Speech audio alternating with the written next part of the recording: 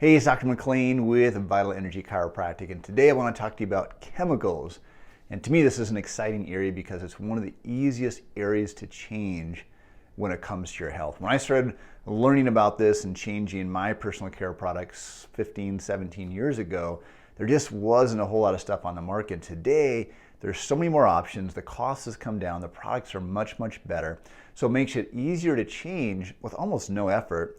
And you're going to improve your health. So very, very little effort, but a lot of productivity, so to speak, a lot of really great results from it. So let me just share with you just a few of the chemicals that you have to be concerned about. So what you need to start to do is start to read your ingredients.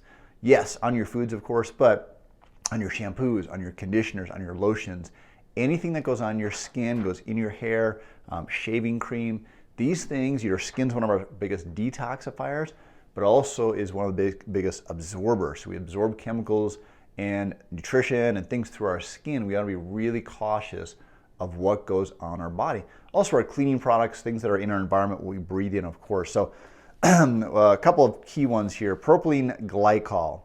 The EPA considers this so toxic it requires gloves, clothing, goggles, and disposal by burying. The EPA warns against skin contact to prevent brain, liver, and kidney abnormalities. But where can you find it? Toothpaste, deodorant sticks, hand sanitizers, salad dressings. So even in our foods, food dyes. So the really cool thing is you can switch from a commercial deodorant to a natural deodorant, still get the same results without putting these chemicals into your body. So you just start to read these labels, you switch these products over. By the way, propylene glycol is FDA approved. You know, a lot in the market here lately, been a lot of talk about the COVID vaccine. Is it FDA approved? Is it not FDA approved? Should it be FDA approved? And this is the same company that's approving chemicals like this. So do you want to trust the FDA? I don't. I'd rather rely on somebody that's got more knowledge in terms of health. They repeatedly hire people that are former heads of chemical and pharmaceutical companies to come run the FDA. They've got, they don't have altruistic methods. They don't care about your health. I hate to say that, but they're much more concerned about the bottom line financially for their companies. Even if they're not working for them, they're now working for the FDA, they still have those ties. So, you know, don't take my word for it. Do your own research, but it's so easy to start to switch these things. Parabens, next one's parabens, methyl, butyl, ethyl, propyl. These are preservatives. They're not always labeled. And this is the other thing too, is that the cosmetic industry, some of these product industries are not really tightly regulated.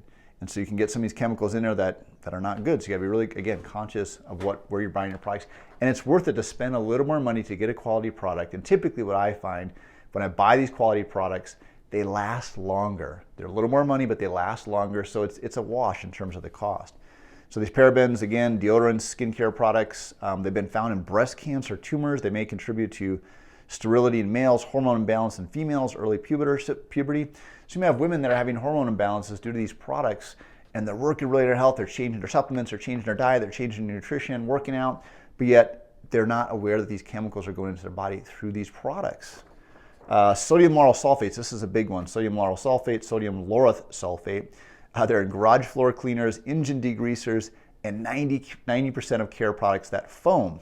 They can create eye damage, depression. So again, somebody gets depressed, they're trying drugs, all these different alternatives, and it's due to these chemicals are going into their body.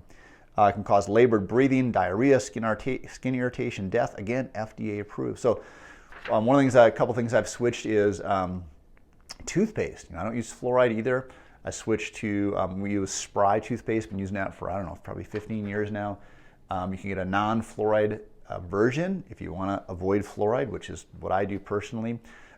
Shaving cream and aftershave. I remember when I first started learning about these chemicals, I used aftershave, and the aftershave had some really bad chemicals in it. So I went to find a natural alternative, and I tried a few different ones, and I could not find anything that worked.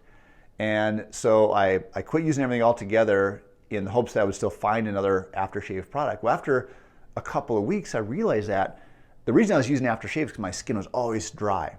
But I realized after stopping using the commercial aftershave that my skin wasn't dry anymore. So I haven't used aftershave for, again, about 15 years. So again, I'm saving money by not buying that product. And I was using that product because I don't want my face to be dry, but the product was actually causing my face to be dry. And this is the thing I find, people stop using products and like, oh, I realized it was doing more harm than it was good. Again, just find a more natural alternative. So you start to looking for these ingredients, read through your list on your shampoos, your conditioners. Also, I know hand sanitizers are really big right now because of all the concern about COVID and germs and viruses.